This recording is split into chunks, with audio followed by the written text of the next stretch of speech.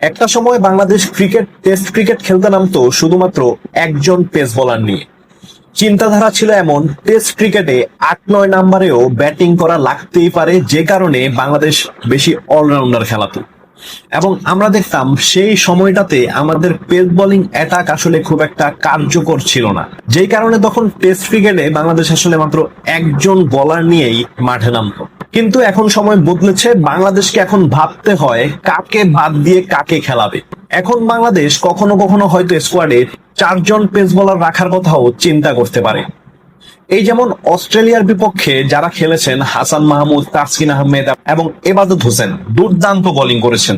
Second ম্যাচে আপনি বাদ দিবেন কাকে? কারণ আপনার কাছে এখন আরো দুটো অপশন এসে অ্যাড হয়েছে, এক শরীফুল ইসলাম এন্ড খালেদ আহমেদ। শরীফুল ইসলামের নামটা বিবেচনায় আসতেই পারে, কারণ শরীফুল ইসলামের টেস্ট ক্রিকেটের বিগত 5 থেকে 6টি ইনিংসের বোলিং যদি আপনি দেখেন, সেখানে তিনি দুর্দান্ত বোলিং করেছেন। অর্থাৎ সেই ক্ষেত্রে দ্বিতীয় টেস্টে তাকে দেখা গেলে যেতেও পারে, কিন্তু খালেদ আহমেদের ইনক্লুশনটা আসলে এখানে খুব একটা আমি দেখতেছি না। তিনিও ভালো বলার, তারও ক্যাপাবিলিটি আছে, কিন্তু আসলে আমাদের বোলাররা যেভাবে পারফরমেন্স করছেন ফার্স্ট টেস্টে, সেই ক্ষেত্রে যে 3জন খেলেছেন তাদেরকেও আসলে বাদ দেওয়া হয় কিনা সেটাও এখন দেখার বিষয়।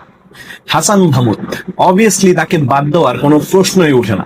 তাসকিন আহমেদ, তাকেও বাদ দেওয়ার কথা আসলে নির্বাচকরা এখন ভুলেও ভাববেন না। একটা পজিশন আছে যেখানে চেঞ্জ হইলেও হইতে পারে, কিন্তু এবাদত হোসেন যে ধরনের বোলিং করেছেন তিনিও আসলে দেখিয়ে দিয়েছেন তাকেও বাদ দেওয়ার আসলে কোনো সুযোগ নেই। সেই ক্ষেত্রে আমার মনে হচ্ছে হয়তো অপরিবর্তিত একাদশ নিয়েই বাংলাদেশ মাঠে নামতে যাচ্ছে।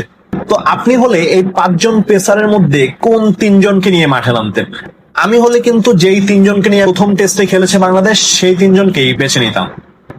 আপনার সেরা 3জন জানাতে পারেন কমেন্ট বক্সে।